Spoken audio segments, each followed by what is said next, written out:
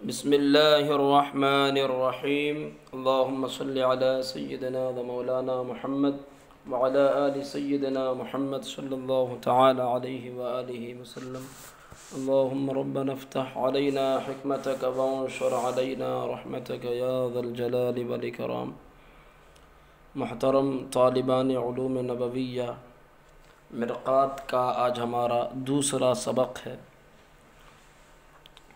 پہلے سبق میں ہم نے آپ کے سامنے منطق کی مختصر سی تاریخ اور منطق کی تعریف، موضوع، غرض و غایت بیان کی اور صاحب کتاب کے مختصر حالات آپ کے سامنے بیان کیے۔ آج ہم اس کتاب کا جو خطبہ ہے وہ پڑھنے جا رہے ہیں۔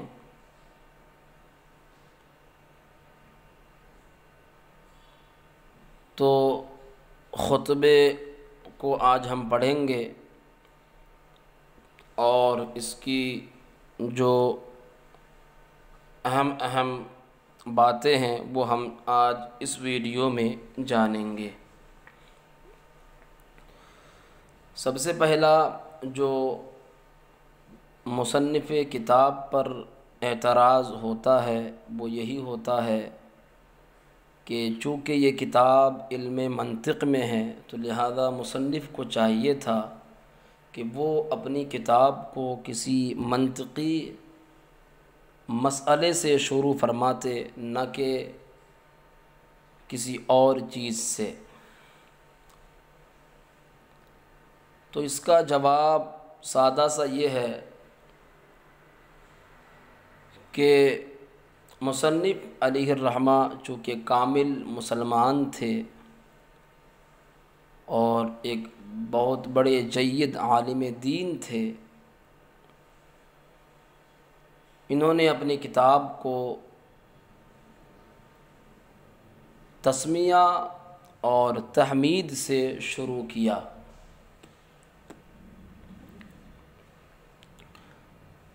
تسمیہ سے شروع اس لیے کیا کہ کلام مجید میں یہی ترتیب ہے، اور اس کے بعد حمد سے شروع کیا کہ کلام مجید میں بھی تسمیہ کے بعد تحمید کا ذکر ہے۔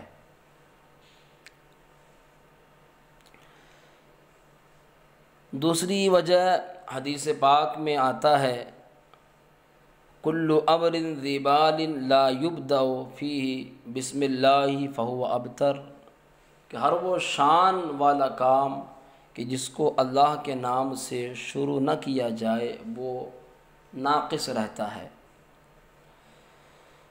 اور حمد سے شروع اس لیے کیا کہ اس کے بارے میں بھی حدیث ہے کل امر ذی بال لا یبدأ فیہ بحمد اللہ فہو اقطع، ہر وہ شان والا کام کہ جس کو اللہ کے حمد سے شروع نہ کیا جائے وہ بھی ناقص رہتا ہے۔ تو ان دو احادیث پر عمل کرتے ہوئے مصنف نے بھی اپنی کتاب مرقات کو تسمیہ اور تحمید دونوں سے شروع فرمایا۔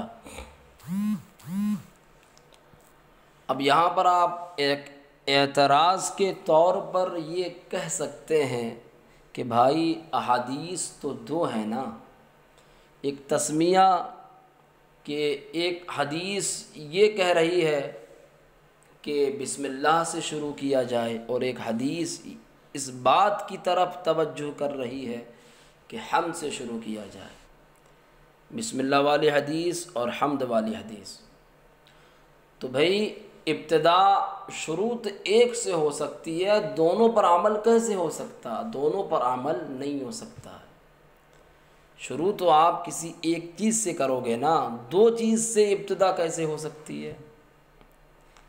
تو ظاہر بات ہے کہ جو دو احادیث ہے ان دونوں میں ٹکراؤ ہے، تعارض ہے، اور قاعدہ ہے عربی کا اذا تعارضا تساقطا، جب دو چیزیں آپس میں متعارض ٹکراؤ ہو جائے دو چیزوں کا آپس میں، تو دونوں چیزیں ساقط ہو جاتی ہیں۔ تو لہذا پھر دونوں احادیث پر عمل نہیں ہونا چاہیے۔ یہ ایک اعتراض کے طور پر آپ کہہ سکتے ہیں۔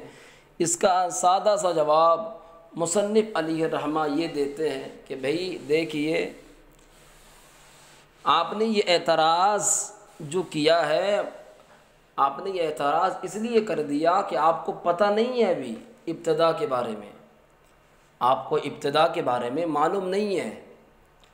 دیکھیں، ابتدا کی 3 قسم ہوتی ہیں۔ ابتدائے اضافی، پہلی قسم ابتدائے حقیقی، دوسری قسم ابتدائے اضافی، تیسری قسم ابتدائے عرفی۔ تو دیکھیں، ابتدا کی جو 3 قسمیں ہیں، ابتدائی حقیقی کی تعریف ہے جو سب سے پہلے ہو، اور ابتدائی اضافی جو کسی سے پہلے ہو، اور ابتدائی عرفی جو مقصود سے پہلے ہو۔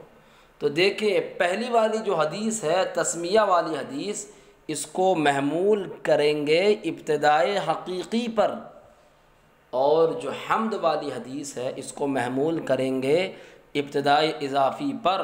تو لہذا اب کوئی اعتراض نہیں ہوگا، یا پھر دونوں کو محمول کر دیا جائے ابتدائی عرفی پر۔ ابتدائی عرفی کہتے ہیں جو مقصود سے پہلے ہو، اور دونوں احادیث مقصود سے پہلے ہے، لہذا کوئی بھی اعتراض نہیں ہوگا۔ تو یہ ایک اعتراض تھا، اس کا میں نے جواب بھی دے دیا اور اس کی وضاحت بھی ہو گئی۔ اب آتے ہیں تسمیہ کی طرف۔ بسم اللہ الرحمن الرحیم، اللہ کے نام سے شروع جو نہایت مہربان رحمت والا۔ اعلیٰ حضرت امام اہل سنت کا یہی ترجمہ ہے۔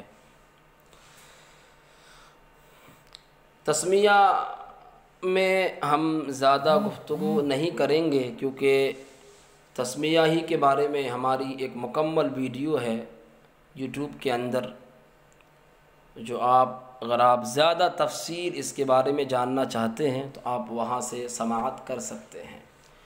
تسمیہ میں ہم 3 لفظوں پہ بحث کریں گے ضرور۔ پہلا کلمہ پہلا جو لفظ ہے وہ ہے اللہ، دوسرا الرحمن، تیسرا رحیم۔ مختصر طور پر گفتگو کر لیتے ہیں۔ دیکھیں، لفظ اللہ جو ہے اس میں بہت سارے اختلافات پائے جاتے ہیں۔ پہلا اختلاف یہ ہے کہ عربی ہے یا غیر عربی ہے، تو اس کے بارے میں یاد رکھیں لفظ اللہ عربی ہے، بعض حضرات کے نزدیک غیر عربی ہے، اور جو ہے وہ کہتے ہیں کہ یہ عربی زبان کا لفظ نہیں، لیکن اصح قول یہ ہے کہ یہ لفظ اللہ عربی کا لفظ ہے، الہ سے مشتق ہے۔ دوسری بات یہ ہے کہ لفظ اللہ عالم ہے یا غیر عالم ہے، تو اس میں بھی اختلاف ہے، بعض کے نزدیک غیر عالم ہے، لیکن اصح قول یہ ہے کہ لفظ اللہ عالم ہے، اس ذات واجب الوجود کا جو ذات تمام صفات کمالیہ کی جامع ہے۔ تیسری بات کہ لفظ اللہ جامد ہے یا مشتق ہے، تو یہ یاد رکھیں لفظ اللہ کے جامد اور مشتق کے بارے میں بھی اختلاف ہے۔ بعض نے اس کو جامد کہا، بعض نے اس کو مشتق کہا۔ جن لوگوں نے اس کو عالم کہا تو ان لوگوں نے کہا کہ یہ جامد ہے۔ کیا ہے؟ جامد ہے۔ اور بعض نے اس کو مشتق کہا۔ جن لوگوں نے مشتق کہا تو ان میں بھی بہت سارے گروہ ہو گئے، اس کا جب یہ مشتق ہے تو اس کا مشتق منہ کون ہے، تو مشتق منہ میں اختلاف ہو گیا۔ بعض نے کہا کہ اس کا مشتق منہ الہ یَأْلَہُ الٰہۃً، یہ اس سے مشتق ہے، الوہتاً الٰہتاً سے مشتق ہے۔ بعض نے کہا کہ وَلَہَ یَلِہُ یا یَوْلَہُ سے مشتق ہے۔ بعض نے کہا کہ یہ لفظ اللہ جو ہے لاہ یلیہ لیہن سے مشتق ہے۔ بعض نے کہا کہ لاہ یلوہ، یہ لاہ یلوہ سے مشتق ہے۔ تو اس میں بھی بہت سارے اختلافات ہو گئے۔ البتہ صحیح قول یہ ہے کہ لفظ اللہ الہ سے مشتق ہے۔ اب لفظ اللہ یہ مفرد ہے یا مرکب ہے تو اس میں بھی اختلاف ہے۔ لفظ اللہ کلی ہے یا کلی ہے یا جزئی ہے، اس میں بھی اختلاف ہے۔ کلی جزئی کے بارے میں بھی اختلاف ہے کہ کلی ہے یا جزئی ہے۔ بعض نے کہا کہ کلی ہے لیکن فرد واحد میں منحصر ہے۔ علامہ سعد الدین تفتازانی نے کہا کہ یہ کلی نہیں جزئی ہے۔ اگر لفظ اللہ کو کلی مان لیا جائے، کیا کلی مان لیا جائے، تو پھر لا الہ الا اللہ کا کلمہ توحید ہونا ہی درست نہیں ہوگا، کیونکہ کلی اپنے مفہوم و معنی کے اعتبار سے کثرت کا احتمال رکھتی ہے، اور کلمہ توحید یہ کثرت کے منافی ہے، تو لہذا کلی نہیں ہو سکتا، جزئی ہے۔ اور زیادہ تر علماء بھی اسی طرف گئے ہیں کہ یہ جزئی ہے۔ کیا ہے؟ جزئی۔ اب اختلاف مفرد و مرکب میں بھی ہے، تو امام اہل سنت امام احمد رضا خان فاضل بریلوی رضی اللہ تعالی عنہ سے جب پوچھا گیا حضور کہ یہ جو لفظ اللہ ہے یہ مرکب ہے یا غیر مرکب ہے، تو اعلیٰ حضرت نے فرمایا کہ مشہور تو یہ ہے کہ یہ مرکب ہے، لیکن میرا پسندیدہ قول دوسرا ہے کہ یہ غیر مرکب ہے، مفرد ہے، کہ جس طرح رب تعالیٰ کی ذات غیر مرکب ہے اسی طرح اس کا نام بھی غیر مرکب ہونا چاہیے۔ یہ اعلیٰ حضرت نے ہمیں سبق دیا اور بیان فرمایا۔ تو یہ لفظ اللہ کے بارے میں کچھ باتیں ہوئیں۔ لفظ اللہ میں جو حمزہ ہے یہ حمزہ وصلی ہے یا قطعی ہے، تو اس بارے میں پہلے آپ ایک سوال سنیں اور ایک اعتراض کے طور پر ایک بات میں کہنا چاہتا ہوں۔ لفظ اللہ میں جو حمزہ ہے وہ حمزہ وصلی ہے یا قطعی ہے؟ حمزہ وصلی بھی نہیں کہہ سکتے، وجہ کیا ہے کہ یا اللہ میں نہیں گرتا۔ حمزہ قطعی بھی نہیں کہہ سکتے کہ واللہ فاللہ میں گر جاتا ہے، تو لہذا پھر یہ حمزہ ہے کیا؟ یہ ایک سوال ہے۔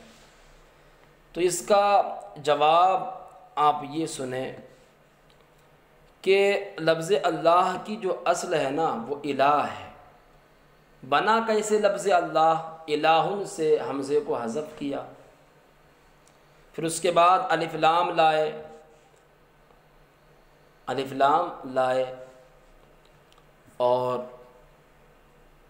جب الہ میں جب حمزے کو حذف کیا تو لا بچا خالی، الف لام لائے تو لام، دو لام جمع ہو گئے، لام کا لام میں ادغام کر دیا، اللہ ہو گیا۔ اب جو حمزہ ہے یہاں پر تو اس کے بارے میں دو قول ہے، دو اعتبار ہے۔ ایک تو حمزہ ہے یہ تعریف کا، اور ایک حمزہ ہے تعویضاً، یعنی یہاں پر جو حمزہ ہے ایک تو اس میں ایک یہ اعتبار ہے کہ یہ تعریف کا حمزہ ہے، اور ایک اس میں اعتبار یہ ہے کہ یہ تعویض کا ہے، یعنی یہ حمزہ کسی دوسرے حرف کے بدلے میں آیا ہوا ہے جو حرف پہلے حذف ہو گیا۔ تو ایک تو اس میں اعتبار تعویض کا ہے اور ایک اعتبار تعریف کا ہے۔ تو اب رہا آپ کا سوال کہ یا اللہ میں نہیں گرتا اور واللہ فاللہ میں گر جاتا ہے اور اس کے علاوہ دیگر اس میں گر جاتا ہے، تو لہذا اس کا جواب سنیں کہ دیکھیں، جب لفظ اللہ منادہ بنے تو منادہ میں اعتبار کرتے ہیں تعویض کا، اور تعویضاً جو حرف آتا ہے نا وہ حرف گرتا نہیں، وہ کلمے کا جز بن جاتا ہے۔ تو لہذا جب یا اللہ میں جو حمزہ ہے یہ کسی دوسرے حرف کے بدلے میں آیا ہوا ہے تو یہ جز کلمہ بن گیا، اور جب جز کلمہ بن گیا تو گرے گا نہیں۔ تو یہاں پر اعتبار تعویض کا کرتے ہیں جبکہ منادہ واقع ہو، اور منادہ کے علاوہ میں جو لفظ اللہ پایا جاتا ہے تو وہاں پر تعویض کا اعتبار نہیں کرتے، تعریف کا اعتبار کرتے ہیں، اور جب تعریف کا اعتبار کریں گے تو حمزہ یقیناً گر جائے گا۔ تو واللہ فاللہ میں چونکہ تعویض کا اعتبار نہیں تعریف کا اعتبار ہے، لہذا وہاں پر گر جائے گا۔ تو یہ حمزے کے بارے میں نے آپ کو کچھ باتیں بتائیں۔ اب جو ہے الرحمن اور الرحیم، یہ رحمان اور رحیم جو ہے رحمان فعلان کے وزن پر ہے، اور رحیم جو ہے یہ فعیل کے وزن پر ہیں، اور دونوں صفت مشبہ کے صیغے ہیں، یا بعض کے نزدیک رحمان تو صفت مشبہ کا صیغہ ہے، لیکن رحیم یہ اسم فاعل برائے مبالغہ ہے۔ بہرحال ان دونوں میں مبالغے کا معنی پایا جاتا ہے۔ رحمان اور رحیم یہ دونوں رحمہ یرحم رحمن باب سمیعہ سے مشتق ہے،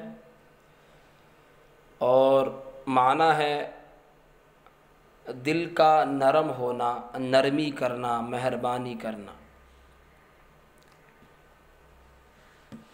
رحمان اور رحیم چونکہ ان دونوں میں مبالغے کا معنی پایا جاتا ہے، تو رحیم کے مقابل جو ہیں رحمان کے معنی میں زیادتی پائی جاتی ہے، اور وہ زیادتی اس وجہ سے ہے چونکہ رحمان میں حروف زیادہ ہیں اور رحیم میں حروف کم ہیں، اور عربی کا ایک مشہور ضابطہ ہے کہ زیادت المبانی تدل علی زیادت المعانی، حروف کی زیادتی یہ معانی کے زیادتی پر دلالت کرتی ہے۔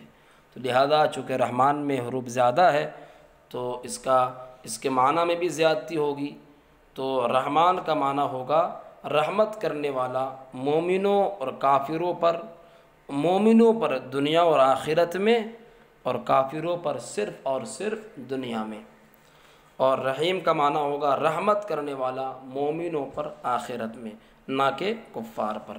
تو رحمان میں حروف زیادہ ہونے کی وجہ سے معنی میں زیادتی ہے، برخلاف رحیم کے کہ رحیم کے معنی میں اتنی زیادتی نہیں ہے۔ اب ایک اعتراض کے طور پر یہ کہا جا سکتا ہے کہ رحمان میں حروف زیادہ ہے، رحیم میں حروف کم ہے، تو لہذا رحمان کو بعد میں بیان کرنا چاہیے اور رحیم کو پہلے بیان کرنا چاہیے، کیونکہ ادنا سے اعلیٰ کی طرف ترقی ہوتی ہے، اعلیٰ سے ادنا کی طرف ترقی نہیں۔ تو اس کے کئی جوابات ہیں۔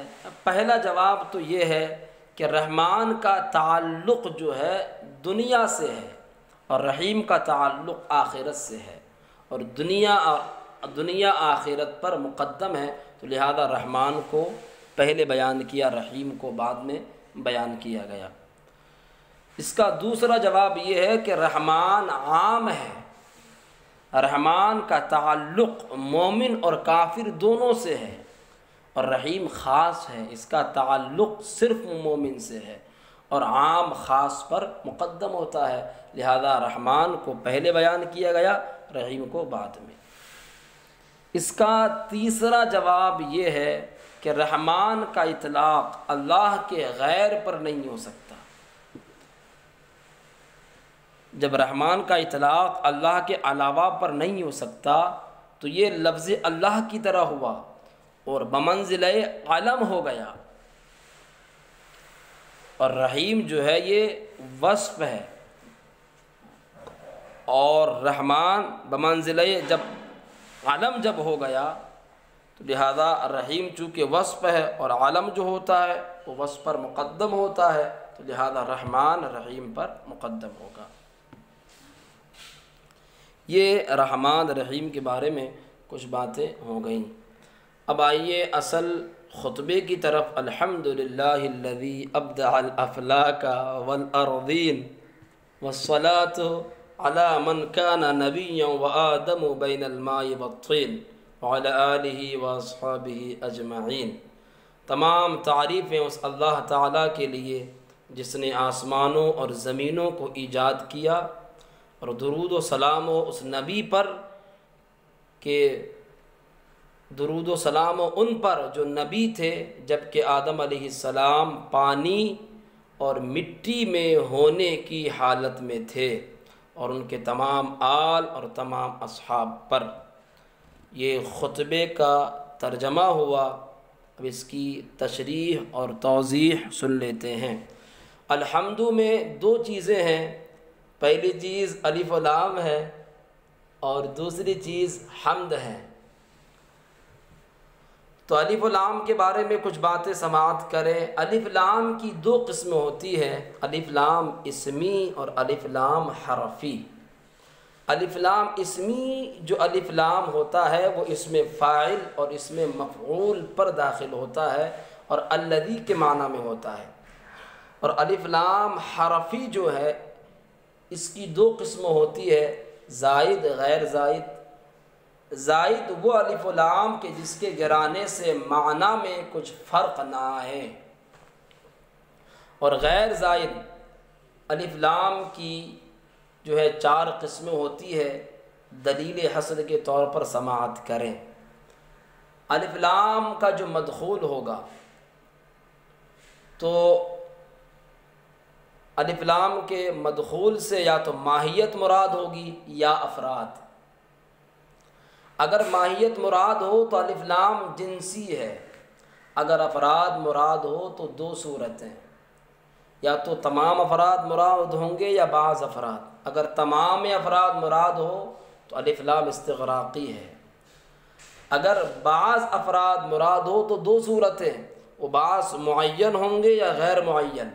اگر بعض افراد معین ہو تو الف لام عہد خارجی ہے، اگر وہ بعض افراد غیر معین ہو تو الف لام عہد ذہنی ہے۔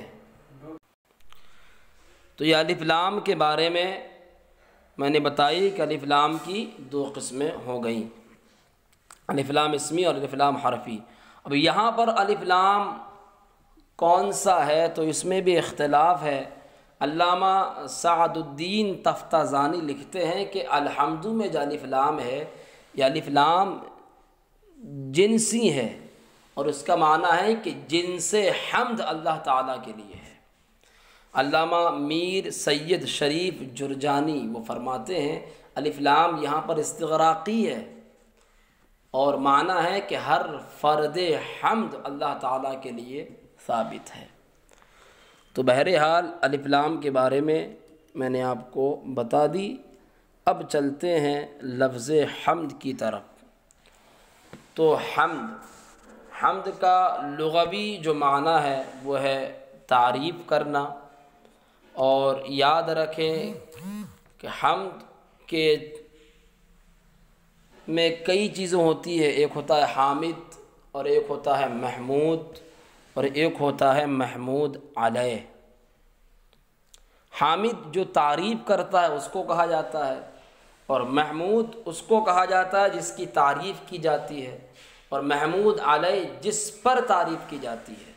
مثال کے طور پر زید نے خالد کو کچھ روپے دیے، اب خالد نے زید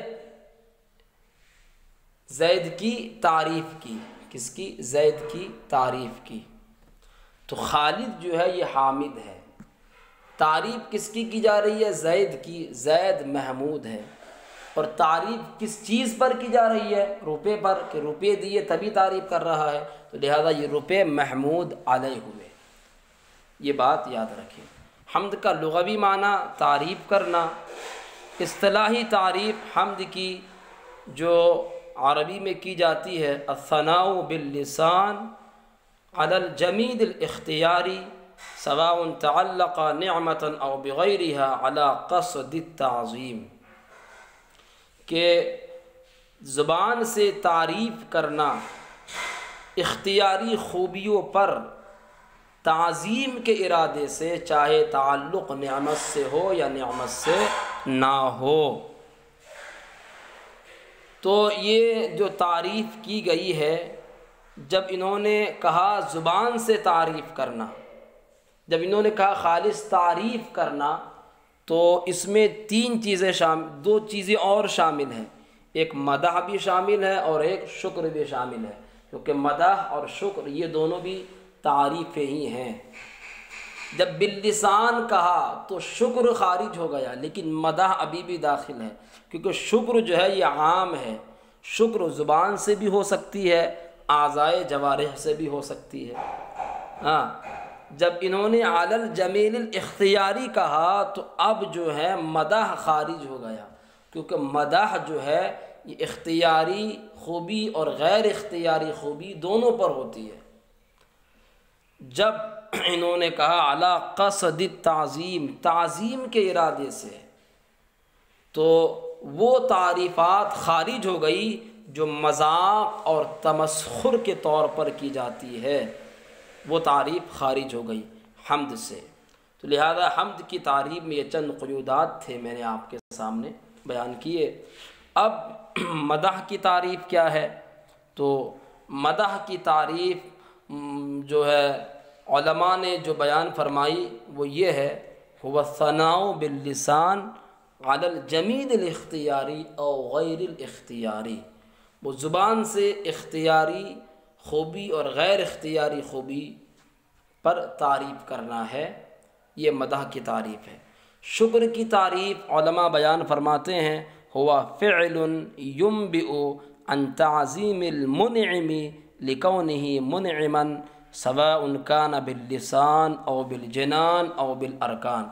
شکر ایک ایسا فعل ہے جو منعم کی تعظیم کی خبر اس کے انعام کرنے کی وجہ سے دیتا ہے، خواہ وہ فعل زبان سے ہو یا دل سے ہو یا دیگر اعضاء سے ہو۔ یہ شکر کی اصطلاحی تعریف ہوئی۔ اب یہ جو تین چیزیں ہیں، حمد، مدح اور شکر، یہ تعریف کی تین قسمیں ہیں، حمد، مدح اور شکر۔ حمد، مدح اور شکر ایک تو تعریف کے اعتبار سے فرق ہو گیا۔ حمد اور مدح، مدح جو ہے یہ اختیاری خوبی اور غیر اختیاری خوبی دونوں پر ہوتی ہے، البتہ جو حمد ہے یہ خالص اختیاری خوبیوں پر ہوتی ہے۔ میں آپ کو مثال دوں، حمدت خالدا علی حسن کتابتی، میں نے خالد کی تعریف کی اس کی اچھی لکھائی پر۔ اب آپ یہاں پر دیکھیں، یہ جو اچھا لکھنا ہے یہ ایک اختیاری خوبی ہے، حسن کتابت یہ اختیاری خوبی ہے۔ یہاں پر حمدتو کا استعمال کیا جا سکتا ہے اور یہاں پر مدحتو کا بھی استعمال کیا جا سکتا ہے، مدحت خالدا علی حسن کتابتی، کیونکہ مدح جو ہے اختیاری خوبی اور غیر اختیاری خوبی دونوں پر ہے، اور تو حسن کتابت چونکہ اختیاری خوبی ہے اس لیے یہاں پر حمدتو کا بھی استعمال کیا جا سکتا ہے۔ البتہ مدحت خالدا علی حسنہ، میں نے خالد کی اس کی حسن پر تعریف کی، یہاں پر حمدتو کا استعمال حمد کا استعمال نہیں کیا جا سکتا، کیونکہ حمد کا استعمال یہاں پر اس لیے نہیں کیا جا سکتا کہ جو خوبصورتی ہے، حسن ہے انسان کا، یہ انسان کی اختیاری خوبی نہیں ہے بلکہ غیر اختیاری خوبی ہے۔ تو لہذا جب غیر اختیاری خوبی ہے اور مدح جو ہے یہ اختیاری خوبیوں پر ہوتی ہے، وہ حمد جو ہے، تو لہذا یہاں پر حمد کا استعمال نہیں کیا جا سکتا، مدح کا کریں گے، کیونکہ مدح اختیاری خوبی اور غیر اختیاری خوبی دونوں پر ہوتی ہے۔ تو ان دونوں میں عموم خصوص مطلق کی نسبت ہے، مدح عام ہے، حمد خاص ہے۔ اسی طرح حمد اور شکر میں جو ہے عموم خصوص من وجہ کی نسبت ہوتی ہے کہ بعض مقامات ایسے ہوتے ہیں کہ شکر اور حمد دونوں ایک ساتھ پائے جاتے ہیں، یعنی مادہ اجتماعیہ، اور بعض مقامات ایسے ہیں کہ شکر تو پایا جاتا ہے، حمد نہیں پایا جاتا، اور بعض مقام ایسے ہیں کہ حمد پایا جاتا ہے، شکر نہیں پایا جاتا۔ تو حمد اور شکر میں عموم خصوص من وجہ کی نسبت ہے، لہذا حمد، مدح اور شکر تینوں کی وضاحت آپ کے سامنے بیان کر دی گئی۔ اب آتے ہیں آگے کی طرف، للہ الذی ابدع الافلاک والارضین، اللہ کے بارے میں نے جو ہے بسم اللہ الرحمن الرحیم میں وضاحت کر دی ہے۔ یہاں پر لام جو ہے وہ اختصاص کے لیے ہے، الذی ابدع الافلاک والارضین، جس نے آسمانوں اور زمینوں کو ایجاد کیا۔ الذی اسم موصول ہے اور ابدع الافلاک والارضین یہ پورا جملہ جو ہے اس کا صلہ ہے۔ ابدع یبدع، باب افعال سے ہے، اس کا معنی آتا ہے نئے سرے سے کوئی چیز پیدا کرنا۔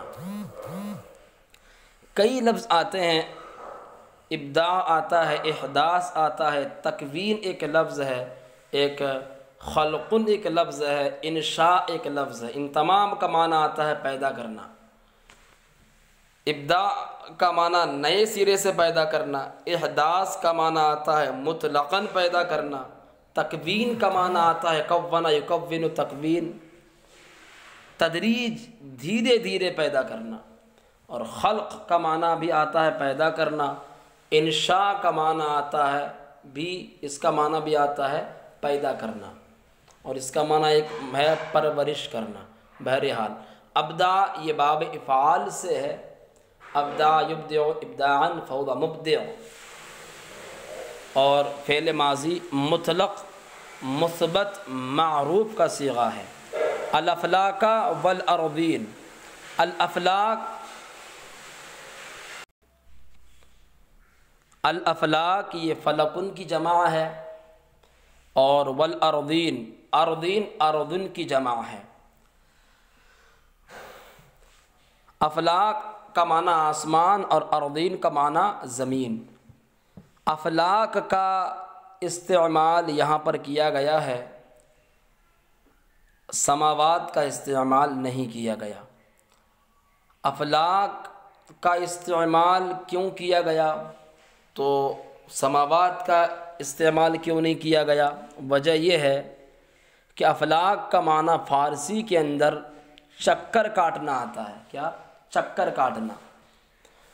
اور چونکہ قدیم مناطقہ کا یہ نظریہ ہے کہ قدیم مناطقہ کے نزدیک آسمان چکر کاٹتا ہے، تو اسی وجہ سے یہاں پر افلاک کا استعمال کیا گیا، سماوات کا استعمال نہیں کیا گیا۔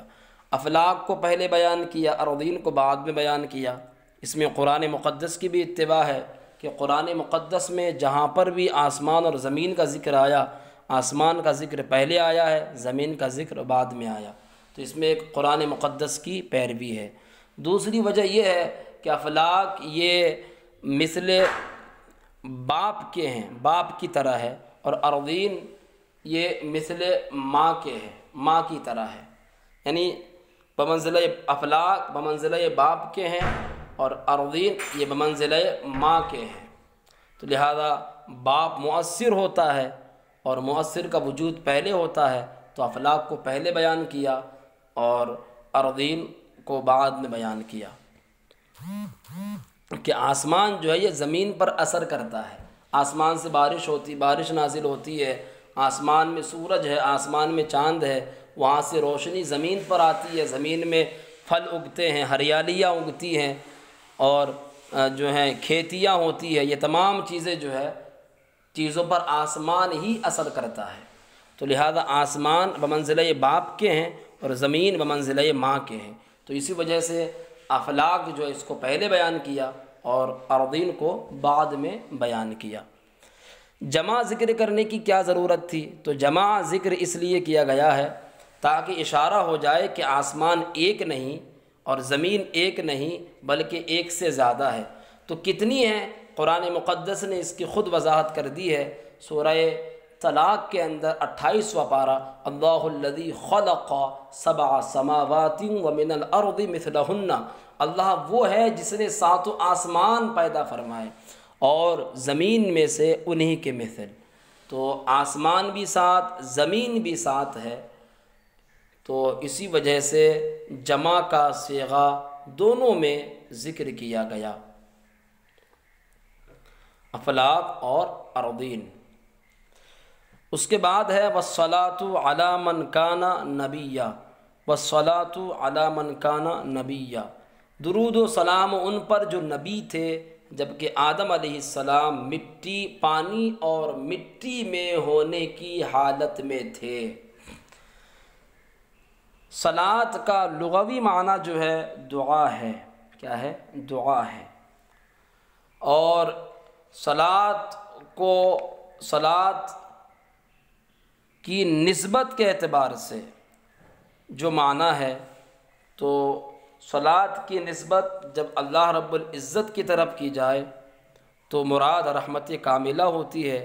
اور جب ہمارے پیارے آقا صلی اللہ تعالیٰ علیہ وآلہ وسلم کی طرف کی جائے تو مراد، جب فرشتوں کی طرف کیا جائے تو مراد استغفار ہے، اور جب انسانوں کی طرف کیا جائے اس میں جو ہیں ہمارے آقا علیہ الصلوۃ والسلام بھی شامل ہیں، تو جب انسانوں کی طرف کیا جائے تو مراد جو ہے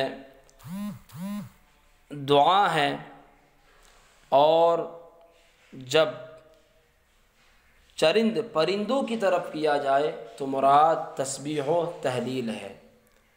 نسبت کے اعتبار سے صلاۃ کے یہ معانی ہیں۔ صلاۃ کی اصل میں اختلاف ہے کہ صلاۃ اصل میں کیا تھا، تو بعض نے کہا کہ صلاۃ کی اصل جو ہے صلوۃن ہے، اور بعض نے کہا کہ صلاۃ کی اصل صلوۃن ہے۔ صلاۃ کی اصل جب صلوۃن ہوگی تو اس پہ قاعدہ نمبر علم الصیغہ کا 7 جاری ہوگا، قالا والا قاعدہ، اور جب صلاۃ کی اصل صلوۃن ہوگی تو اس میں علم الصیغہ کا قاعدہ نمبر 8 جاری ہوگا کہ واو اور یا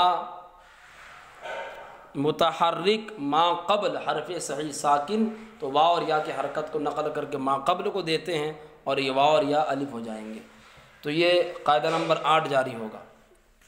خیر، صلاۃ یہ باب تفعیل کا اس میں مصدر ہے۔ بعض حضرات نے کہا کہ صلاۃ یہ صلا یصلی باب ضربہ سے ہے، جس کا معنی آتا ہے سرین کو حرکت دینا۔ اب صلاۃ کا استعمال نماز کے معنی میں ہونے لگا، کیونکہ نماز میں بھی سرین کو حرکت دی جاتی ہے، یہ ایک بات ہو گئی۔ اب اس کے بعد ہے علی من کان نبیّا، علی من کان نبیّا۔ علی حرف جر ہے، من اسم موصول ہے، کانا فعل ناقص ہے، اس میں ہوا ضمیر پوشیدہ اسم ہے۔ نبیًا یہ صفت مشبہ کا صیغہ ہے، خبر دینے والا۔ نبأ ینبأ باب فتحہ سے آتا ہے، خبر دینا۔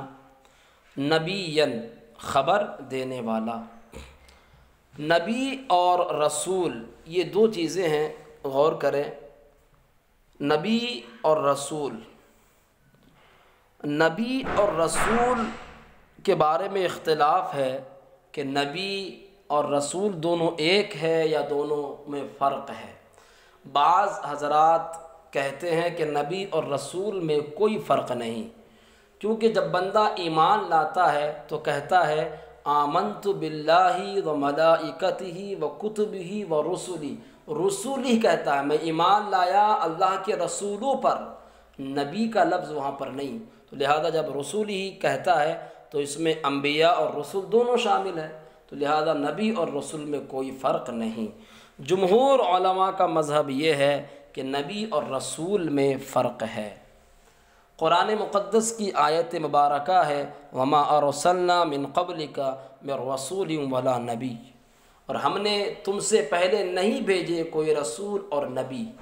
یہاں پر نبی کا عطف رسول پر ہے، اور عطف تغایر کا تقاضا کرتا ہے، عطف تغایر کا تقاضا کرتا ہے، تو لہذا جب عطف تغایر کا تقاضا کرتا ہے تو دونوں میں فرق ہے۔ اب جب دونوں میں فرق ہے تو دونوں کی تعریفات کیا ہے، تو اس کی بھی وضاحت علماء نے کی ہے۔ نبی وہ انسان ہوتا ہے کہ جو صاحب شریعت نہیں ہوتا، صاحب کتاب نہیں ہوتا، البتہ جو رسول ہوتے ہیں وہ صاحب شریعت اور صاحب کتاب ہوتے ہیں۔ اس کے بعد نبی اور رسول میں نسبت جو ہے وہ عموم خصوص مطلق کی ہے کہ ہر رسول نبی ہوتے ہیں مگر ہر نبی رسول نہیں ہوتا۔ وَآدَمُ بَيْنَ الْمَاءِ وَالطِّينِ، یہ جملہ حالیہ ہے، واو یہاں پر حالیہ ہے، ربط کے لیے ہے۔ آدم حضرت آدم علیہ السلام کا نام ہے، اور جب افراد جنس پر اس کا اطلاق ہو، کبھی کبھی اس کا اطلاق افراد جنس پر بھی ہوتا ہے، تو اس کی جمع جو آتی ہے اوادم آتی ہے، اور نسبت کے لیے کبھی آدمی بولا جاتا ہے تو اس وقت پھر افراد جنس پر اطلاق ہوتا ہے۔ بین الماء والطین، الماء کی جمع میاہن آتی ہے، الطین کا معنی مٹی، وعلی آلہ واصحابہ اجمعین، اور ان کے تمام آل اور تمام اصحاب پر۔ آل کے بارے میں کچھ باتیں سماعت کر لیں۔ آل جو لفظ ہے اس کی اصل میں اختلاف ہے، بعض نے کہا کہ اہل ہے اور بعض نے کہا کہ اول ہے، اولن۔ جو لوگ اہل کہتے ہیں تو وہ یہ کہتے ہیں کہ خلاف قیاس ہا کو حمزے سے بدل دیا، یا بعض کہتے ہیں کہ کثرت استعمال کی وجہ سے تخفیفاً حمزے کو ہا کو حمزے سے بدل دیا گیا، اور پھر اس میں ایمان والا قاعدہ جاری ہوا کہ حمزہ اپنے ماقبل کی حرکت کے موافق ہو جاتا ہے، اگر ماقبل فتح ہو تو الف ہو جاتا ہے، اگر ماقبل کسرہ ہو تو یا ہو جائے گا، اگر ماقبل ضمہ ہو تو واو ہو جائے گا۔ تو لہذا یہاں پر چونکہ زبر ہے تو لہذا الف ہو گیا اور ہو گیا آل۔ دوسرا قول اس میں یہ ہے کہ اس کی اصل اولن ہے، قائلہ والا قاعدہ جاری ہوا کہ جو ہے واو متحرک ہے، ماقبل زبر ہے، لہذا الف ہو گیا، آل ہو گیا۔ آل جو ہے، اور ایک لفظ اہل، اہل بھی بولتے ہیں، جیسے اہل بیت بول دیتے ہیں، اور آل فرعون آل موسیٰ بولتے ہیں، تو دونوں میں علماء نے فرق بیان کیا ہے۔ آل اور اہل میں فرق یہ ہے کہ آل جو ہے یہ معزز لوگوں کے لیے بولا جاتا ہے، معزز لوگوں کے لیے، اور جو لفظ اہل ہے یہ معزز اور غیر معزز دونوں کے لیے عام ہے۔ اب وہ معزز ہونا چاہے دنیاوی اعتبار سے ہو یا دینی اعتبار سے ہو، جیسے آل موسیٰ یا آل محمد بولا جاتا ہے تو ہمارے آقا دین اور دنیا دونوں کے اعتبار سے معزز ہے۔ اب جو آل فرعون بولا جاتا ہے تو فرعون جو تھا وہ دینی اعتبار سے نہیں دنیاوی اعتبار سے معزز تھا، اس لیے فرعون کے ساتھ آل لگا دیا جاتا ہے۔ تو آل کا لفظ جو ہے یہ معزز کے لیے بولا جاتا ہے، اور اہل کا جو لفظ ہے معزز اور غیر معزز دونوں کے لیے بولا جاتا ہے۔ اس کے بعد جو ہے دوسرا جو فرق ہے اس میں یہ ہے کہ آل کی نسبت ذوی العقول میں سے صرف مذکر کی طرف ہوتی ہے، مؤنث کی طرف نہیں، لیکن اہل کی نسبت ذوی العقول میں سے مذکر اور مؤنث دونوں کی طرف ہو جاتی ہے، یعنی یہ عام ہے۔